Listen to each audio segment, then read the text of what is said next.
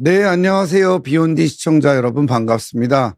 저는 연세산돌병원의 김병우 원장입니다. 네, 저는 신경외과 의사로 김병우의 척추 라이브에서 척추 질환 관련된 방송을 하고 있어요. 저희 구독해 주시는 분들께서는 많이 보셨을 거고, 오늘은 좀 낯설게 제가 옷을 좀 이렇게 약간 정장을 입고 나왔는데, 사실상 좀 공적인 자리가 있어서 오늘 이렇게 입고 나왔고요. 예. 제가 이제 원래는 좀 이렇게 캐주얼하게 입고 옵니다.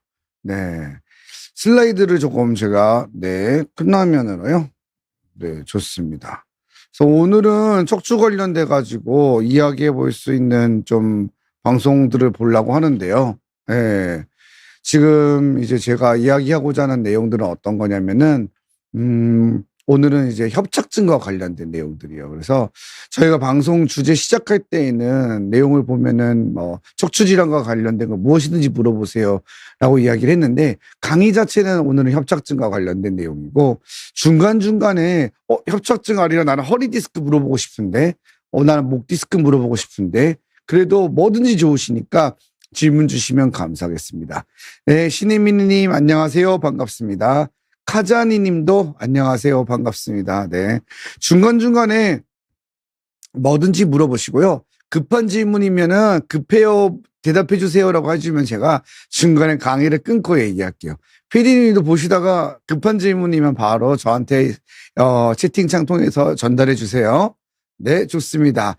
오늘의 강의 슬라이드 협착증 때문에 양쪽 다리가 아픈데 어떡하죠?에 대해서 진행해 볼게요.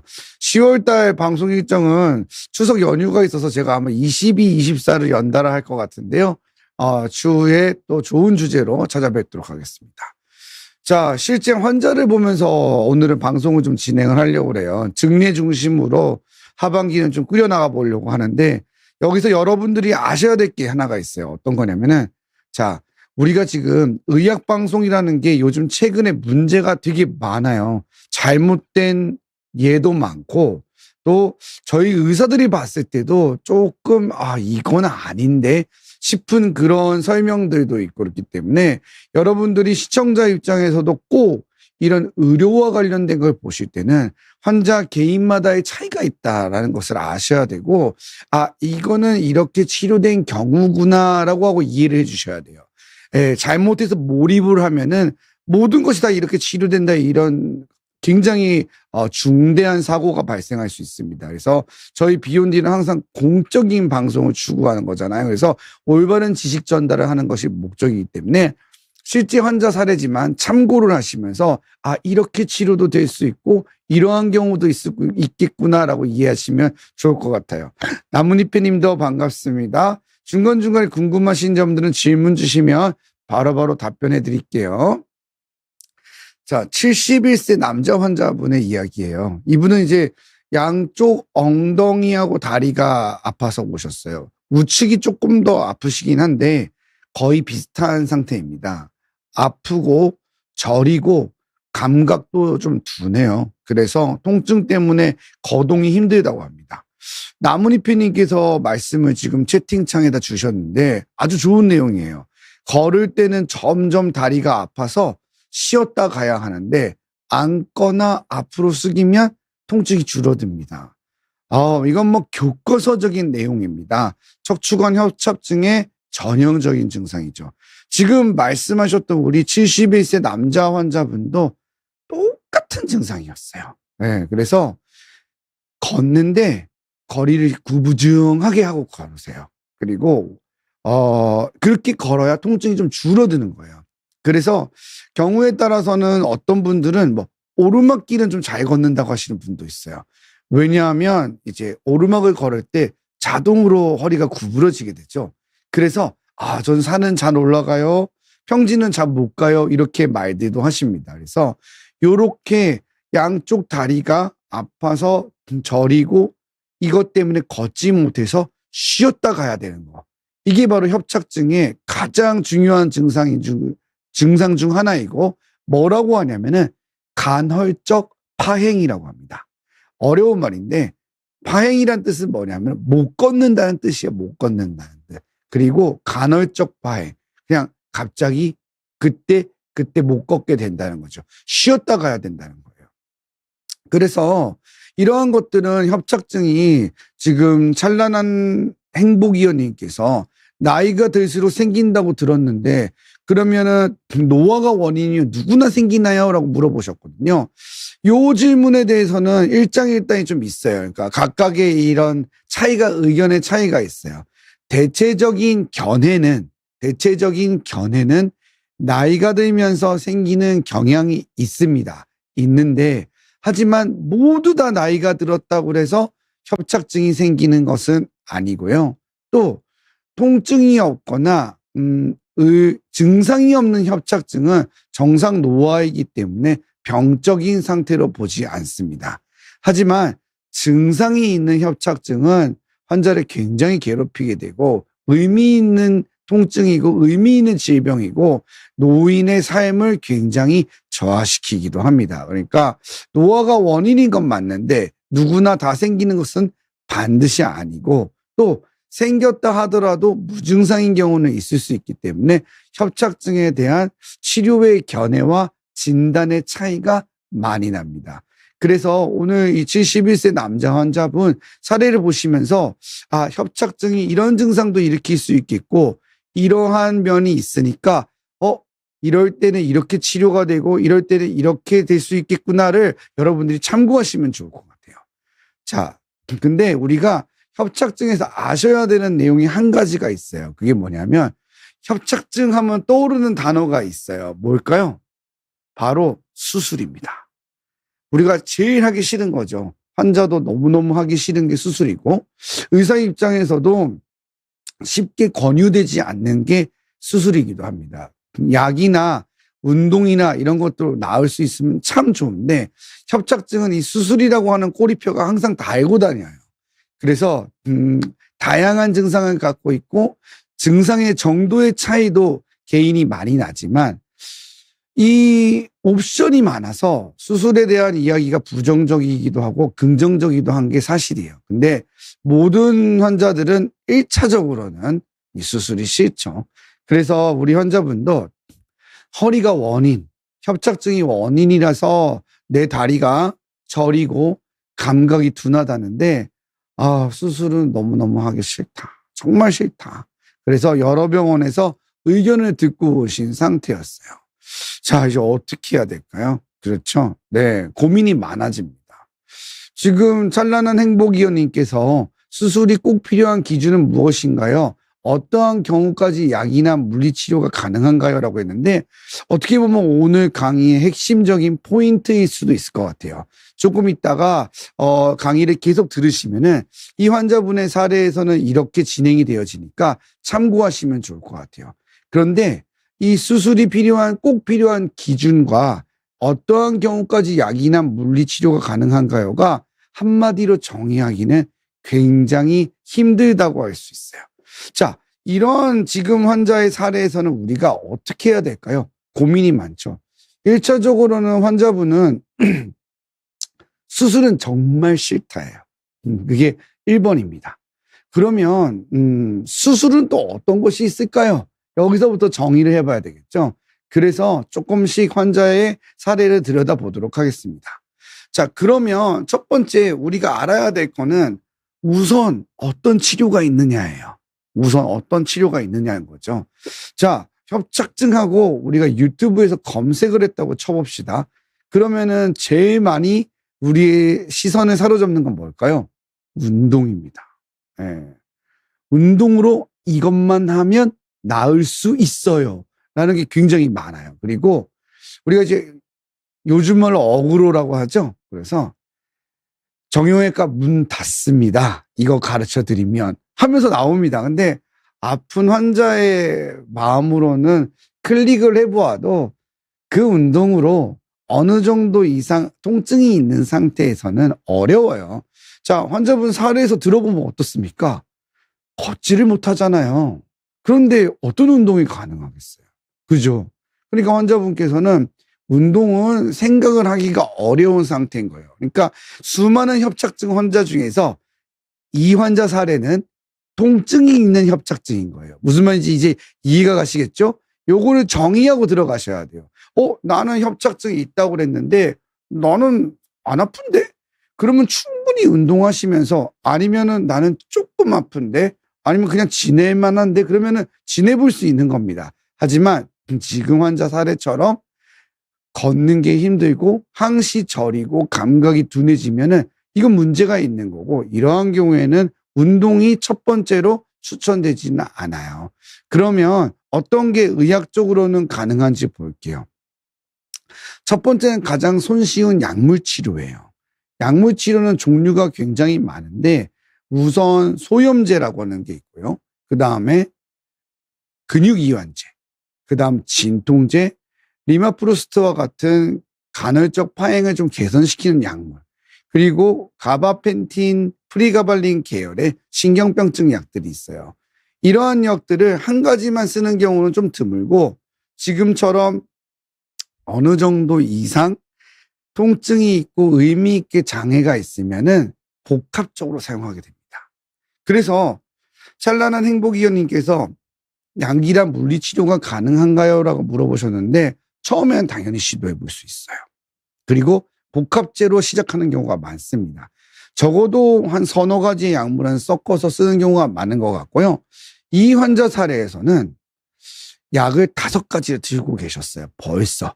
그래서 소염제도 충분히 드시고 계셨고 리마프로스트와 가바펜틴, 진통제도 갖고 계셨는데 약은 큰 효과는 없어요. 근데 이제 먹고 안 먹고의 차이는 있어요. 그러니까 안 먹으면 더 아파요. 하지만 먹는다고 해서 내가 일상생활이 편한 상태는 아니라는 거예요. 그러니까 이 약물 치료는 현재 내 생활을 유지하기가 힘든 거죠. 자, 여기서 약물 치료의 치료 기준이 나오는 거예요. 협착증의 치료는 첫 번째 목표가 뭐냐? 내가 편안하게 생활하는 거예요. 내가 잘 걷고 내가 일상생활하는데 문제가 없는 거예요. 자, 내가 뭐 달걀이 집에 또 떨어졌어요.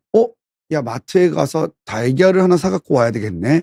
애들 달걀로 요리를 하나 해줘야 되는데 라면에 하나라도 넣어서 먹어야 되는데 나가려는데 나갈 때마다 한 번은 쉬어야 돼요. 다리가 저려서. 그럼 이건 일상생활이 잘 안 되는 거죠. 그렇죠. 네. 물론 어떤 분들은 오셔서 저는 다 시키기 때문에 배달로 하기 때문에 마트 갈 일 없어요 라고 말하자면 그건 말싸움이 되는 거라 꼬리에 꼬리를 무는 말싸움은 우리 필요 없잖아요. 그렇게 지금 내가 일반적인 사람들이 할 수 있는 생활 범주가 방해가 되는 거. 그게 이제 치료의 기준이 되는 거고 치료가 된다는 거는 그게 가능해야 돼요.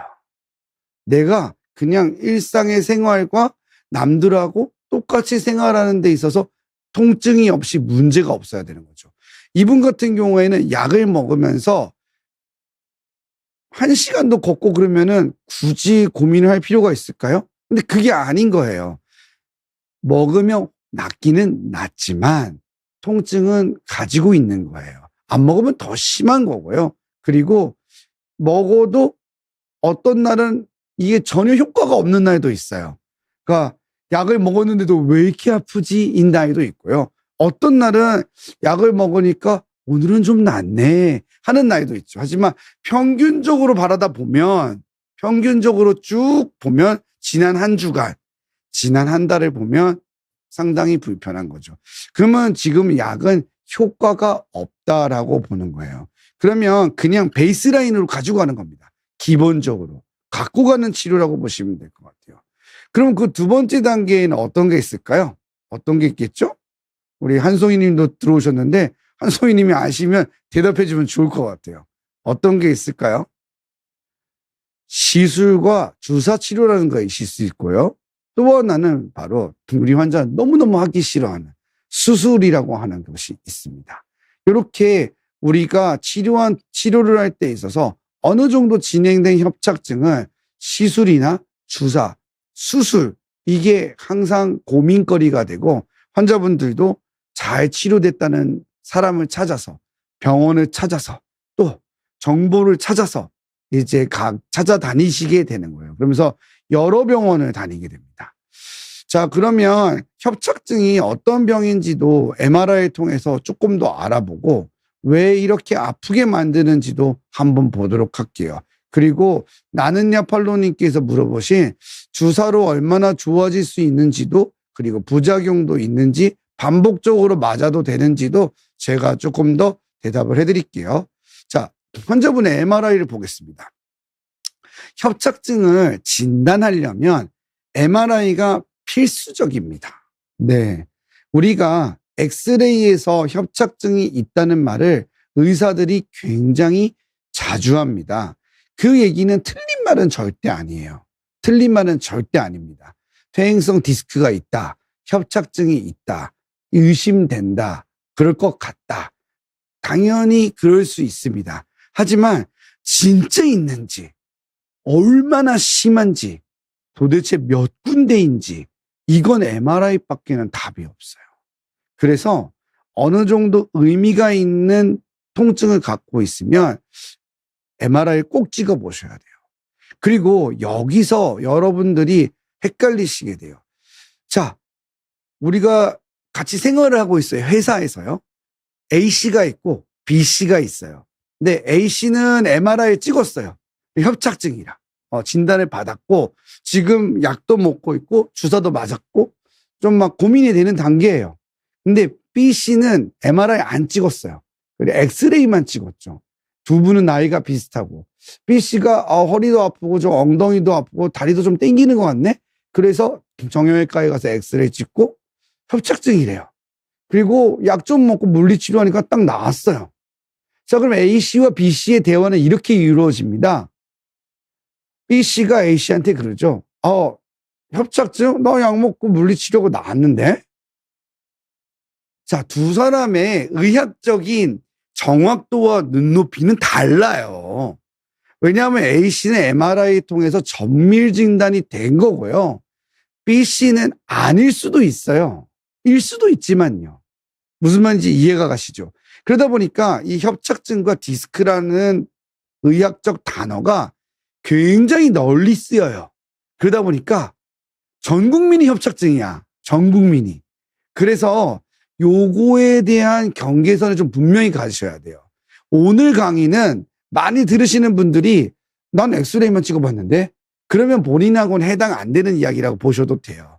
오늘 강의의 핵심 포인트는 MRI 검사 정도는 하신 분들이 귀를 기울여서 들어보시면 도움이 됩니다. 자, 그럼 MRI를 좀 설명드릴게요. 요 MRI를 보시면 옆면에서 찍은 거예요. 옆면에서 찍었는데 협착증이 두 군데 의미 있게 있어요. 4번과 5번 사이에 저 네모난 뼈가 맨 아래 게 5번째 뼈니까 4번과 5번 사이 협착증이 보이는 거고 4번과 5번 사이에 이렇게 되어 보이져 있는 공간이 디스크예요. 그 뒤쪽에 이렇게 줄처럼 내려가는 게 있잖아요. 그게 바로 이제 협착증이 있는 거예요. 화면에서 커서가 좀 잘 안 보여서 제가 표시로만 말씀드리게 되는데 빨간 원 안에 들어가 있는 부분이 협착이 발생한 곳이라고 보시면 됩니다. 이게 옆면에서 본 거예요. 요거를 단면도로 보시게 되면은 다음과 같이 이렇게 동그란 디스크가 보이고 뒤쪽에 척추관이 보이는 겁니다. 원래는 그 척추관이 좀 동그랗게 생기고 그 안에 점 같은 게 많이 보여요. 그래야지 신경 다발이 보이는 건데 이분은 3번, 4번도 협착증이 생겨서 동그란 그 원 안에 신경들이 모여가지고 이제는 까맣게 보이는 거고요. 4번하고 5번은 좀 더 심해서 그 빨간 원 안에 있는 것들이 더 많이 모여 있고 앞쪽에서 디스크도 같이 돌출되면서 좁아진 게 된 겁니다. 무슨 말인지 이해가 가시죠? 자, 그래서 요 정도 검사를 하게 되면은 우리가 협착증으로 진단해 볼 수 있고 의미 있는 영상과 증상이 일치하는 상태가 되는 거예요. 자, 의사들마다 다른 의견이 나오게 됩니다. 그래서 환자분이 고민이 되죠. 이 선생님, 저 선생님 이야기가 조금씩 다른 거예요. 여러 병원을 다녔다 그랬잖아요. 그죠? 그래서 의사 두 분이 이야기가 좀 다르게 나왔는데 한 분은 시술이라는 걸 권유했어요. 풍선 확장술을 해보자고 이야기하시는 거예요. 풍선확장술은 그 선생님이 이야기를 하기를 풍선을 이용해가지고 그 안을 넓혀주고 이렇게 약물로 치료해서 염증을 치료한대요. 그러면 지금 말하는 증상이 개선될 수 있고 허리는 수술을 하면은 문제가 생길 수 있기 때문에 수술을 최대한 안 하는 것이 좋대요. 그래서 지금은 아무것도 안 해보고 약만 드시고 계셨으니 풍선확장술을 해보자는 거예요. 약만 먹고 수술을 어떻게 하냐. 시술 정도는 하고 그 다음에 수술을 결정하시든지 도저히 안 되면. 그리고 수술을 하게 되면은 나사를 받고 이렇게 째일 텐데 지금 나사를 6개, 8개씩 박으면 어떡하시겠냐. 그러니까 풍선 확장술을 하는 것이 어떻겠냐라고 얘기했어요. 의사 B는 수술을 하는 것이 좋겠대요. 근데 시술 같은 수술인데 황색인대 제거술이라고 해서 그 안에 있는 데를 조금만 절개해서 깎아서 넓혀주면 된다는 거예요. 그래서 누르고 있는 조직이 황색인대이기 때문에 요거를 제거해주면은 통증이 해결될 수 있으니까 황색인대 제거술을 하는 것이 좋겠다는 거예요. 저 환자 입장에서는 굉장히 고민이 되죠. 어떻게 해야 될까? 어떻게 해야 될까? 그래서 카페에 들어가서 찾아봤더니 시술은 뭐 재발률이 높고 안 하는 게 좋다는 얘기도 있고 비용 대비 효과가 떨어진다는 것도 찾아보게 되고 또 황색인대 제거술을 보았더니 어떤 선생님이 또 나오셔서 황색인대는 하면 안 된다는 거예요. 네. 황색인대를 제거하는 순간 허리가 약해져서 안 된다는 거예요. 황색인대는 함부로 제거하는 게 아니래요. 그 의사 선생님인 것 같은데 얘기를 하시는 거예요. 그리고 지금 오용도님께서도 지금 말씀하셨잖아요. 저런 얘기 제일 많이 해요. 허리 수술하다가 마취하다가 쇼크하면 죽는다. 예. 큰일 난다. 예. 허리 하시는 거 아니에요. 그리고 하시다가 돌아가실 수도 있어요. 그러니까 이제 하고 싶지 않은 거예요. 그리고 환자 후기들을 보니까 안 해도 낫는 사람도 있어. 좋아졌다는 거예요. 본인은 운동하면서 이 약 물고 이거 하고 저거 하고 3개월 지났는데 점점 나아지더니 이제는 똑같습니다. 잘 걷습니다예요. 자, 여러분 여기서부터는 주관적인 판단이 들어갑니다. 왜냐하면 너무 아파요. 너무 아픈데 6개월을 내가 정말 이 약 물고 버틸 수 있다. 근데 그게 꼭 낫는다는 보장은 없는 거예요. 그러면 이 환자 입장에서는 지금은 아닌 것 같아. 이대로 사는 거는 너무 힘들어. 무언가 이거보다는 통증을 줄여줘야 될 것 같아.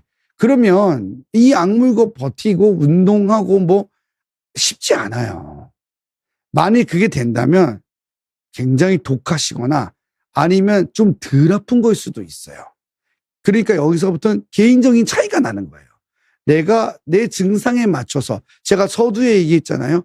협착증 치료는 뭐가 중요하다고요? 나의 주관적인 증상이 나의 일상생활이 행복해야 되는 거예요. 그래서 이 환자분은 고민을 하시다가 어떻게 하셨냐면은 황색인대를 제거하고 뼈를 깎아낸다고 선생님들이 얘기하니까 내시경으로 치료한다고도 하고 뭐 미세현미경도 있고 근데 너무 부담스럽대요. 그래서 그래도 풍선으로 한번 해보자. 그래서 풍선 시술을 선택하시게 된 거예요. 자, 그러면 논란도 많은 풍선 시술은 어떤 치료 방법인지 한번 보도록 할게요. 풍선 시술이라고 하는 것은 가장 널리 쓰이는 용어는 풍선 확장술이라는 거예요. 저도 개인적으로 많이 합니다. 많이 해요. 많이 하는 시술이고요. 명암이 있는 치료이기도 합니다. 경막의 카테터의 일종이고 절개가 없는 비수술적인 치료 방법이에요. 신경성형술, 신경유착박리술, 신경풍선 확장술 다 방법은 같습니다. 꼬리뼈를 통해서 카테터라고 하는 미세한 관을 넣어서 약물과 여러 가지 기구, 에너지 등을 이용해서 치료해 주는 개념이에요. 사용하는 기구가 달라서 이름이 좀 바뀌는 거라고 이해하셔도 됩니다. 풍선 카테터는 카테터 중에서도 가장 마지막에 만들어진 카테터인데 이제는 너무 세월이 지나서 정말 오래된 방법이고요. 우리나라에서 굉장히 많이 쓰여요. 저 끝에 풍선이 저렇게 달려 있어요. 그래서 우리가 조영제가 들어가 있는 용액을 이용해서 부풀리면 이렇게 벌어집니다. 그리고 다시 디발루닝이라고 해서 다시 빼주면 줄어들어요. 그래서 널리 쓰이고 카테터가 얇고 또 취급이 용이하고 환자한테 할 때 편하기 때문에 가장 많이 쓰입니다. 이렇게 풍선이 있어요. 보이죠? 네, 그래서 풍선 카테터예요. 실제 화면에서 영상을 보시면 이런 형태로 진행되게 됩니다. 지금 막 움직이는 게 카테터예요. 네, 그래서 지금 들어간 게 조영제 같은 약물이라고 보시면 되고요. 지금 뭔가 막 볼록볼록하죠? 저게 바로 풍선이에요. 저 안에 풍선을 부풀릴 때 조영제가 들어가 있는 용액을 쓰기 때문에 부풀어졌다가 줄어들었다가 걸 볼 수 있어요. 그래서 약물로 씻어내주면서 스테로이드와 여러 가지 용액을 넣어줍니다. 약은 신경차단 쓸 때 사용하는 약과 동일한 것을 사용한다고 보셔도 되는데 아무래도 신경차단술은 바늘로 하다 보니까 깊게 들어가지는 좀 못할 때가 있는데 카테터는 조금 더 깊게 들어갈 수 있고 원하는 위치에 들어갈 수 있는 경향성이 있어서 조금 더 효과적으로 약물을 줄 수 있다는 것은 사실입니다. 그래서 이런 화면을 보면서 진행하는 것이 풍선 시술이라고 보시면 되겠어요. 자, 환자는 어떠하셨냐면 풍선 시술을 받았는데 한 달은 효과가 좋으셨어요. 한 달 정도는. 근데 점점 다시 아파요. 그래서 꼬리뼈 주사 치료를 하자고 이야기를 들으셨어요. 그래서 꼬리뼈 쪽으로 똑같은 치료인데 약물을 조금 더 딜리버리 해주면은 조금 더 유지가 될 수 있다. 근데 이게 효과가 떨어지는 거예요. 그래서 지금은 이제 아파서 못 걷겠다, 이제는. 전부 다 더 하대요. 더 하고 정말로 이제는 막 엉금엉금 기어갈 때도 있을 것 같고 주사는 하루도 가지 않는데요. 그래서 그래도 한 번 더 재시술을 해보는 것이 어떨까 고민이 된다는 거예요. 자, 여기서 우리가 알아둬야 될 것이 있습니다. 무엇이냐면 그렇다면은 풍선 시술이라는 거는 도대체 어떠한 경향성을 가지고 있는 걸까요? 응원합니다님께서 물어보신 질문은 수술이라고 물어보셨어요. 수술 후에 재발률이 어느 정도인가요? 라고 물어보셨는데 시술 후의 재발률에 대해서 먼저 이야기를 드릴까요? 지금 여기서 말하는 시술은 비수술적인 치료이고 카테터를 이용해서 하는 치료라고 보시면 돼요. 여러 가지 방법이 있겠지만 시술은 초기의 협착증에 효과가 있습니다. 진행된 경우 어느 정도 이상 중증으로 갔다면 효과가 없는 경우가 많아요. 네. 이게 여러분들이 좀 기억해 두셔야 될 내용이에요. 시술의 장점과 단점은 장점은 비수술 치료이기 때문에 부작용이 굉장히 적어요. 이게 쉽게 말해서 신경차단술의 연장선상에 있다고 보시면 돼요. 그러니까 연님께서 통증의학과에서 신경주사를 5번 맞았다고 이야기했잖아요. 요런 신경주사가 바늘로 하는 거잖아요. 바늘로 하다 보면은 그걸 깊숙이 넣기가 어려울 때가 있어요. 그러니까 선생님들이 그 근방에서 약물을 주어주고 나오는 경우가 흔히 발생을 하게 되는데 카테터를 이용하면은 이게 신경관에 들어가는 게 바늘보다 안전하니까 조금 더 원하는 위치까지 넣어서 약물을 넣어줄 수 있는 거예요. 그러다 보니까 당연히 이게 비수술이고 주사 치료의 연장선상에 있는 거다 보니까 빠른 일상 회복이 가능한 거죠. 하지만 중증 협착증에서는 효과가 없을 수도 있고 재발률도 있습니다. 자, 그러면 제가 풍선 시술을 저도 많이 한다고 그랬잖아요. 그러면은 표면적으로 느꼈을 때 어느 정도냐? 효과가 전혀 없는 거는 절대 아니에요. 제가 표면적으로 느꼈을 때는 한 20, 30%의 환자는 효과가 있어요. 그리고 상당히 잘 지내시는 분도 계세요. 하시고 난 다음에 많이 좋아졌대요. 더 이상 안 아프대요. 그래서 잘 걸어 다니세요. 그러면 수술은 안 하겠죠. 당연히 안 할 거란 말이에요. 이런 분들도 계셔요. 제가 진료를 보실 때, 이거는 너무 많이 막혀서 좀 어려울 것 같은데요. 근데, 괜찮아요. 원장님, 저는 그냥 원장님 시술 최선을 다해서 해주셨으면 좋겠습니다. 그냥 안 된다고 하지만 저 한번 해보고 싶어요. 한번. 했는데 너무 좋으신 거예요. 좀 의아해져서 생각보다 너무 많이 나아지셨는데요. 몇 년을 잘 계시는 분도 있어요. 정말로 중증 협착증인데도. 전혀 효과가 없다면은 그 많은 선생님들과 병원들이 이풍선 시술을 하겠어요? 효과가 있기는 있습니다. 네. 그래서 하지만 이게 always 언제나 있다는 것은 절대 아니에요. 그래서 경향성에서 우리가 기억해둬야 될 거는 통증 조절이 목적이다. 이 좁아진 관이 풍선으로 벌린다고 해서 넓어지는 건 아니다. 좁아진 관은 약을 먹든 주사를 맞든 어떤 기상천외한 운동을 하든 넓어지지 않아요. 하지만 시술을 통해서 만일에 안 아프게 되면 수술을 할 필요가 없으니까. 왜냐하면 수술도 안 아프려고 하는 거잖아요. 근데 시술을 해서 안 아파지면은 당연히 수술을 안 하니까. 그래서 여러분들이 이거를 넓혀준다 이렇게 생각을 하면 안 되고요. 그냥 단순히 통증을 조절하기 위한 목적인 거예요. 그렇게 이해를 하시는 게 훨씬 더 빨리 이해하실 수 있을 거예요. 그렇지만 이걸 꼭 기억해 두셔야 돼요. 제가 얘기했잖아요. 어떤 사람은 시술에 효과가 없을 것 같았는데 해도 효과가 있는 경우가 있더라. 예. 그러니까 사실상 예측하기 어려운 부분이 있는 것도 사실은 사실이에요. 경향성은 중증에서는 당연히 효과가 짧고 재발률이 높습니다. 하지만 100명을 하면 100명이 다 그런 게 아니기 때문에 일부 환자는 잘 다녀요. 제가 맨날 그러거든요. 어르신 때문에 환자들이 헷갈려 하시고 의사도 헷갈려 하는 거예요. 라고 이야기를 하는데 이건 꼭 기억해 두자. 이게 뭐냐면 주사 치료를 많이 했고 점점 효과가 짧아진다면 효과가 없을 가능성이 매우 높습니다.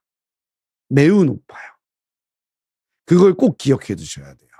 그래서 저도 환자분한테 계속 주사를 맞았는데 효과가 점점 짧아지는 거예요. 잘 지내다가. 근데 이제 그러면은 시술을 하겠다 그러면 이거는 거의 없을 겁니다. 그리고 저는 진짜 이거 안 하시는 거 좋을 것 같아요. 라고 얘기를 해요. 앞에서 해달라고 해서 했다는 환자분도 다른 주사나 이런 거 아무것도 안 해보셨던 분. 그런 분들은 덜어 효과 있는 경우 있습니다. 있는데 주사를 계속 맞았던 분들은 이게 같은 약물을 사용해서 같은 치료 연장선상에 있잖아요. 대부분은 효과가 없어요. 그리고 많이 있다 하더라도 한시적입니다. 그래서 요거를 꼭 기억해 두시면 좋을 것 같아요. 하지만 의학은 항상 100%는 아니어서 또 하시고 잘 다니시는 분들이 있기는 있어요. 그래서 우리 환자분들을 헷갈리게 만들고 우리 선생님들도 헷갈리게 만드는 것 같아요. 하지만 제가 아주 오랜 기간 동안에 보면서 느끼는 바는 이거니까 여러분들이 이 포인트는 꼭 기억해 두시면 좋을 것 같아요. 자, 그러면 재시술은 일반적으로 거의 권유되지가 않습니다. 대부분의 의사들이 그냥 쩔레쩔레 흔듭니다. 그리고 환자분들도 좀 알게 되세요. 알게 되시고 시술을 많이 하시는 경우도 봤어요. 보면은 제가 보면 한 달에 한 번씩 3번을 하셨다는 분도 봤어요. 예. 많아요. 그런 분들도. 다양한 종류가 있어요. 왜냐하면 수술적 치료를 하고 싶지 않기 때문이고 아무래도 그게 고민이 되고 또 수술의 방법이 선생님들마다 다 다르다 보니까 굉장히 고민되는 것 같아요. 근데 재시술은 거의 효과가 매우 떨어져서 일반적으로 시술만 하시는 수술을 하지 않고 비수술만 하시는 분들도 잘 권유하지 않는 것 같아요. 자, 그래서 이 환자분은 또 수술적 치료를 위해 여러 선생님들 또 만나시면서 좀 다니셨어요. 그랬더니 의견이 달라. 크게 2가지야. 하나는 유압술, 하나는 감압술이에요. 2가지의 차이는 나사를 받고 안 받고라고 그냥 보시면 됩니다. 유압술은 스크류 같은 나사못이나 임플란트가 들어가는 수술이에요. 뼈를 고정시켜서 붙인다는 얘기고요. 감압술은 그런 거 없이 깎아서 신경관을 넓혀주기만 한다는 뜻이라고 보면 돼요. 이렇게 크게 나뉘는 거예요. 그래서 유압술을 하시는 선생님들 중에서도 이건 나사를 6개 박는 게 좋을 것 같습니다. 그렇게 해서 고정을 시켜주는 게 좋다. 또 어떤 선생님은 4번, 5번만 나사를 박고 3번, 4번은 깎아주기만 하자. 헷갈리죠. 의사들마다 다른 이야기를 하니까. 또 감압술을 하시는 선생님들은 이거는 협착증이 좀 심해서 현미경으로 조금만 절개한 다음에 깎아주면 됩니다. 그게 가장 확실한 방법입니다. 이렇게 주장하시는 선생님도 계시고 어떤 선생님은 내시경으로 하자라고 이야기하는데 4, 5번만 하자. 아니다. 3, 4번도 해야 된다. 또 어떤 선생님은 2, 3번, 3, 4번, 4, 5번 어떤 선생님은 3, 4번, 4, 5번, 5번 천추 1번 다 얘기가 다른 거예요. 다 얘기가. 환자 입장에서는 머리가 너무 아파요. 병원 한 2군데만 가시면은 2가지를 비교하겠지만 3개, 4개 그러면 더 늘어납니다. 그러다 보니까 어떻게 해야 될지 가늠이 안 되는 상황이 되었죠. 그래서 크게 나왔을 때 본인은 감압술 아니면 유압술로 이해를 했대요. 그래서 나는 수술이라고 하는 거는 처음부터 유압술은 싫다. 절대 싫다라고 이해를 하고 계셨다고 합니다. 그래서 왜 그렇게 유압술을 싫어하세요? 나사 박는 수술이 제가 보기에는 나쁜 수술이 절대 아닙니다. 근데 환자분께서는 가까운 분이 사촌이신 것 같은데 이걸 하시고 난 다음에 문제가 되셨대요. 네. 그러니까 유압술을 하고 난 다음에 문제가 발생해서 굉장히 고통이 되었고 고통 끝에 안 좋은 결말을 맺으신 적이 있다는 거예요. 어려운 얘기를 하시더라고요. 네, 그런 경험이 있으면은 선뜻 정말 내키지 않을 것 같아요. 근데 유압술이 절대 나쁜 수술은 아닙니다. 가장 보편화되고 많이 하는 수술 방법이에요. 하지만 유압술은 좋은 방법은 맞는데 분리증이나 불안전증이 없으면 감압술만으로도 충분히 해결은 가능해요. 그래서 감압술로도 해결이 가능한 부분이 충분히 있을 수 있기 때문에 의사들마다 의견 차이가 있을 수밖에 없고 또 의사들마다 선호도의 차이에서 이게 나타나는 거예요. 그걸 이해하시면 됩니다. 자, 치료적인 옵션은 제가 생각하기에는 나사 6개를 고정을 하였어도 나사 4개를 고정하고 한 군데는 넓혀주었어도 미세 현미경으로 수술을 했어도 양방향 내시경으로 수술을 했어도 단일공으로 했어도 좋아지셨을 거예요. 왜냐하면 좁아진 관을 넓히기 때문이죠. 그런데 이분은 내시경 수술로 선택을 하셔서 치료를 받게 되셨는데 이 치료에서 경과가 좀 좋게 잘 되셨던 거예요. 그래서 제가 이 내시경 감압술은 어떠한 특징이 있고 어떠한 면에서는 유리한 면이 있는지를 포인트를 집어서 조금 더 설명을 드릴게요. 자, 내시경 감압술은 종류가 되게 많아요. 근데 그 중에서도 채소 침습 수술 방법으로 개발이 된 거예요. 채소 침습 수술 방법이 무엇이냐? 최소한의 절개로 척추의 기능을 살린다. 그러니까 개방형, 절개를 해서 하는 수술과 내용은 같은 거예요. 개복해서 하는 수술하고 내용은 같아요. 복강경호를 하나, 로보트로 수술하나, 똑같이 암을 제거하는 수술을 하고 있잖아요. 똑같이 척추도 절개하는 수술과 같은데 구멍을 몇 개 뚫느냐, 기구에 따라서 그 이름이 바뀌는 거라고 보시면 됩니다. 그게 가장 흔히 많이 쓰이는 말로 정리를 해보았고요. 이분은 단일공 내시경을 이용해서 수술을 하셨어요. 단일공 내시경 PSAD라고 해서 구멍을 하나만 뚫고 제가 좋아하는 방법이기 때문에 여러분들한테 소개를 해드리는 거예요.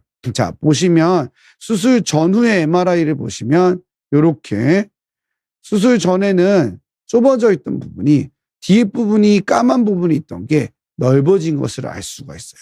부분을 깎아준 거예요. 협착증이라고 하는 게 이렇게 길다랗게 좁아지는 게 아니거든요. 마치 비엔나 소세지처럼 이렇게 줄줄이 소세지 알죠? 옛날 거. 그러니까 이런 식으로 좁아지는 거예요. 원래는 길쭉한 게 이런 식으로. 사실상 원래는 길쭉하지는 않고 원래도 굴곡이 약간씩 있어요. 있는데 그 굴곡이 더 심해져 갖고 좁아지는 거죠. 그러니까 그 좁아지는 듬성듬성 좁아지는 그 부위를 넓혀주는 것이 포인트인 거고, 그러다 보니까 감압술로 가능한 겁니다. 그래서 전후를 비교해 보면 요거는 단면도로 찍은 사진인데 좁아져 있는 부분이 넓어진 걸 알 수가 있죠. 그래서 빨간 통 안에 있는 것들을 보시면 뭘 알 수 있냐면은 수술 전에는 그 점들이 안 보이잖아요. 이 점들이 묶여서 모여 있다 보니까 안 보였던 건데 수술을 해서 넓혀 놓으니까 안에가 보이는 거죠. 요 내용물은 현미경으로 하든 양방향 내시경으로 하든 단일공으로 하든 똑같습니다. 하지만 절개창의 사이즈와 사용하는 기구에 따라서 차이가 있는 거예요. 그거를 여러분들이 기억하시면은 수술 방법이 왜 차이가 있는지를 알 수 있습니다. 내시경은 척추의 기능을 그래도 최대한 보존할 수 있는 방법이라고 생각을 하고 있어요.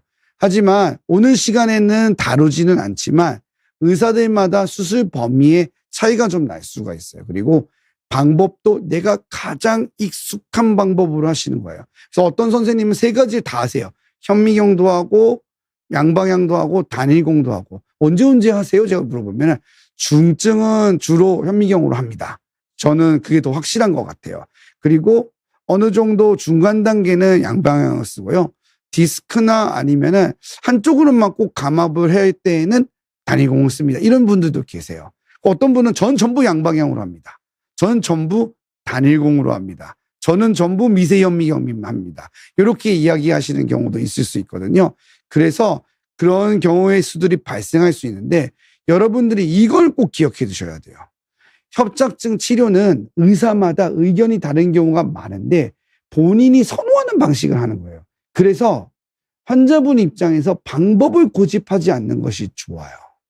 그 선생님이 제일 잘하는 걸 해야 돼요. 자, 제 얘기가 무슨 얘기냐? 치료 방법이 우월성이 있는 게 아니란 뜻입니다.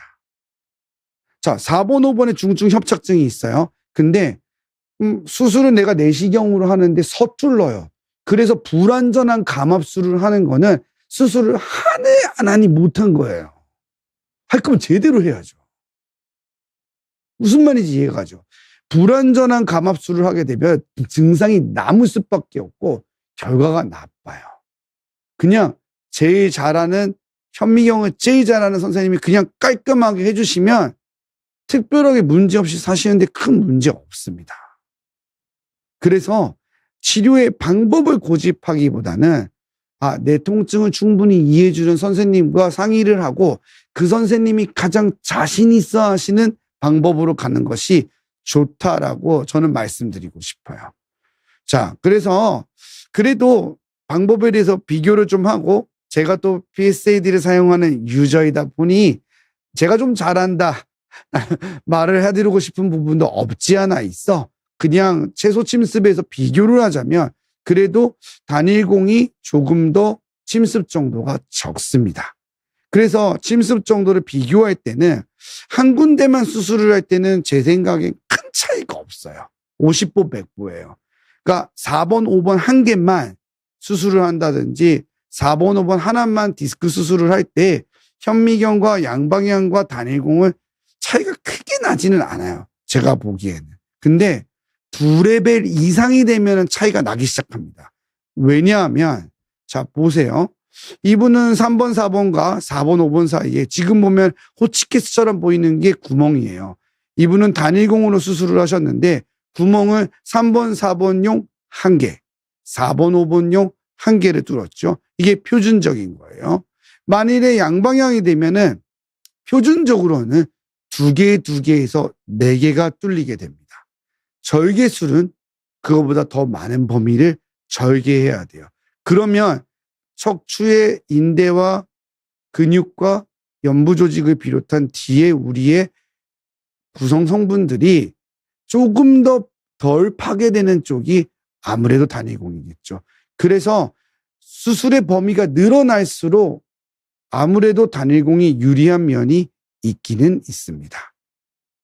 그래서 PSAD에서의 장점은 단일공 수술이 갖는 가장 큰 장점 중 하나는 무엇이냐면 PSAD의 P가 percutaneous, 경피적이라는 단어인데 그건 바로 피분만 절개한다는 뜻이에요. 그래서 피분만 절개해서 내시경을 집어넣어서 근육을 통과시킨 다음에 후궁절제술과 감압술을 진행하기 때문에 침습 정도가 조금 더 다른 거에 비해서는 떨어질 수 있다. 하지만 제일 중요한 건 뭐다? 의사의 숙련도와 선호도이기 때문에 한 번에 완전히 잘 감압하는 것이 더 중요합니다. 자, 내용을 좀 줄여볼게요. 오늘 72세 남자 환자 사례를 통해서 협착증의 치료 과정을 한번 살펴보게 되었는데 협착증 치료는 다양한 방법이 있어요. 근데 시술은 제가 좀 기억해뒀으면 좋겠다는 게 초기에 효과가 좋다. 그리고 주사를 맞으면서 점점 짧아지는 사람은 잘 권유되지 않는다. 감압술로 치료가 대부분 가능해요. 가능하다고 보시면 되고 필요한 경우에는 유압술을 꼭 하셔야 됩니다. 유압술은 가장 표준적인 스탠다드한 치료 방법이기도 해요. PSAD는 경피적 내시경이기 때문에 침습 정도가 작은 편인데 치료 방법에 너무 함몰되지 마시고 의사의 선호도와 숙련도가 더 중요한 문제입니다. 그 치료 방법의 우월성은 제가 보기에는 개인적으로 없다고 생각해요. 그래서 선생님들하고 상의하셔서 나를 잘 이해해주는 선생님과 그 선생님이 가장 자신감이 있어 하는 치료로 비교해서 결정을 해보시는 게 좋겠습니다. 수술의 결정은 누가 하죠? 바로 환자가 하는 겁니다. 자, 그러면 오늘 강의를 마치고 무엇이든지 물어보세요 코너를 가도록 해보겠습니다. 자, 질문들이 조금 많아서 제일 오래 기다리셨던 질문 한번 먼저 보겠습니다. 한송이님께서 물어보셨어요. 선생님, 저도 고생 중입니다. 협착증 때문에 신경차단술을 주기적으로 맞고 있는데 진통제를 복용하면 허리는 안 아픈데 서해부 발목이 약발이 안 들어요. 아, 수술이 답일까요? 한송이님은 이거는 이제 나누어서 보셔야 돼요. 뭐냐? 첫 번째, 지금 보시면 허리 통증이 있고요. 그 다음에 허리 통증이 아닌 것이 있죠. 이 아닌 게 바로 신경 뿌리가 눌려서 생기는 방사통인데 서해부 엉덩이 발목이에요. 요거는 심해지니까 수술을 고민해야 돼요. 하지만 수술을 고민할 때 중요한 건 뭐냐면 영상과 증상이 일치하는가. 제가 그걸 바로 뭐라고 했죠? 의미 있는 협착증. 그러면 신경차단술로 해결이 안 될 것 같으면 수술적 치료를 결정해야 되고 상황에 따라서 가장 좋은 방법. 그게 유압술이라면 유압술을 선택하셔야 되고 감압술이라면 또 감압술을 선택하셔야 되고 한송이님은 선택의 기로에 있을 것 같아요. 그래서 MRI를 통해서 나한테 득이 많이 되는 것을 잘 판단해 보는 게 좋을 것 같습니다. 자, 다음 질문 보도록 하겠습니다. 연님께서 오른쪽 다리 전체가 허리를 숙이면 당기고 통증이 심합니다. 통증할까요? 신경 주사 5번 맞았는데 효과 없어요. 치료 방법을 바꿔야 할까요? 바꿔야죠. 5번 맞았는데 효과가 없으면 당연히 바꿔야죠. 우리가 신경 차단술의 기본적 원리는 이렇게 돼요. 첫 번째 주사를 맞고 25% 정도는 좋아져야 합니다. 네. 환자가 느낄 때 통증의 지수가요. 내가 10이었다면 25% 계산해 보세요. 네. 그 정도는 줄어들어야 된다는 거예요. 그러니까 결국에는 내가 통증이 10이었다면 뭐 한 7 정도? 이 정도 나와줘야 신경차단술의 의미가 있는 거예요. 그게 없는데 계속 맞는 거는 의미가 없어요. 방법을 바꿔야 돼요. 자, 그러면 신경주사 5번을 어떻게 맞았는지가 중요해요. 첫 번째는 다 다른 방법을 했다. 첫 번째 주사로는 안 됐어요. 그래서 선생님 바꿨어. 두 번째 좀 효과가 있네. 그래서 두 번째 방법을 세 번째는 한 번 더 했어. 효과가 없어. 또 네 번째 다른 방법 했어. 이거는 진행형이에요. 그러면 치료 방법을 바꿔야죠. 그럼 진단적으로 다시 생각해 봐야 돼요. MRI를 안 찍어봤다면 찍어봐야 될 것 같고 MRI를 찍고 그 위치에 놓았다면 이제 비수술적 치료 방법이 아닌 걸로 생각해 봐야 돼요. 근데 만일에 내가 엑스레이만 찍고 그냥 계속 똑같은 주사를 맞았다. 그러면 이거는 포인트가 잘못됐을 수 있어요. 왜냐하면 주사 치료는 종류가 많거든요. 그렇기 때문에 내가 방사통인데 내가 5번 신경이 주로 아픈 건데 3번 신경에다 놨다면 의미 없는 거예요. 그럼 효과가 당연히 없겠죠. 그러니까 지금은 치료 방법을 바꾸는 건 맞는데 이게 수술적 치료 방법을 해야 되는지 어떤 걸 해야 되는지는 조금 다른 이야기가 될 수 있어서 진료를 통해서 연님은 결정해 보시는 게 좋을 것 같아요. 다음 질문 보도록 하겠습니다. 동숙이님 질문입니다. 노스팜 패치를 받으셨어요. 마약성 패치라고 하는데 어머니가 마약성 패치면 안 붙인다고 해서 제가 일반 파스라고 했는데 일반 파스로 생각해도 되냐고요? 라고 물어보셨거든요. 절대 아닙니다. 노스팜 패치는 마약성 향정신성 의약품이고 부작용이 있을 수 있어요. 그래서 동숙이님께서는 이거를 일반 파스로 생각하시면 큰일입니다. 절대 안 되는 거예요.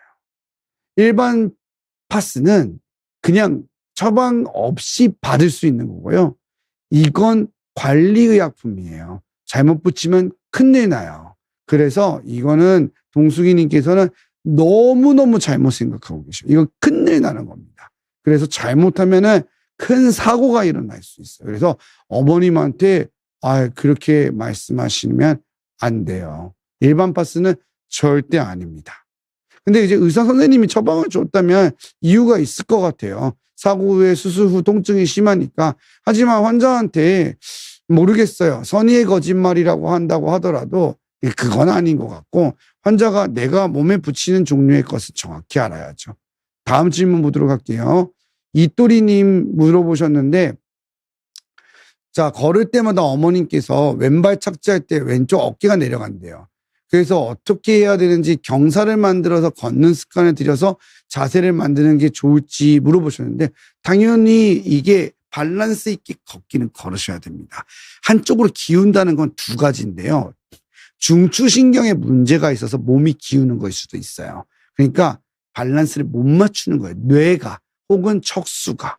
그러한 경우가 있고요. 또 하나는 근육이 감소됐든 마비가 있든 한쪽 떨어지는 거예요. 그러면 기울 수 있어요. 멀쩡했던 사람이. 그래서 만일 병적으로 많이 기우는 상태라면 왜 기우는지 원인을 찾아야 돼요. 그게 1번이고요. 그런 건 아니다. 양쪽은 좋은데 습관적으로 그러신다. 그러면 당연히 올바르게 걸으셔야 됩니다. 그렇게 잘못 걸으면 허리보다도 무릎이나 발목과 같은 하체 관절에 병이 더 많이 나게 됩니다. 아시겠죠? 시간 관계상 질문을 다 못 대답해 드려서 죄송합니다. 그래서 오늘 질문을 10가지 대답해 드리는 시간을 갖도록 하고요. 또 궁금하시고 꼭 물어보고 싶다. 그거는 댓글창 통해서 남겨주시고 저희 산돌TV 연세산돌병원이라 검색하시면 또 나오고요. 저희 비욘디 영상 공유되어 있으니까 거기에다 댓글 남겨주셔도 감사하겠습니다. 자, 그러면 여러분 오늘도 마지막 인사하고 마무리하겠습니다. 여러분 오늘도 통증 없는 밤 되세요. 굿밤 되세요. 안녕.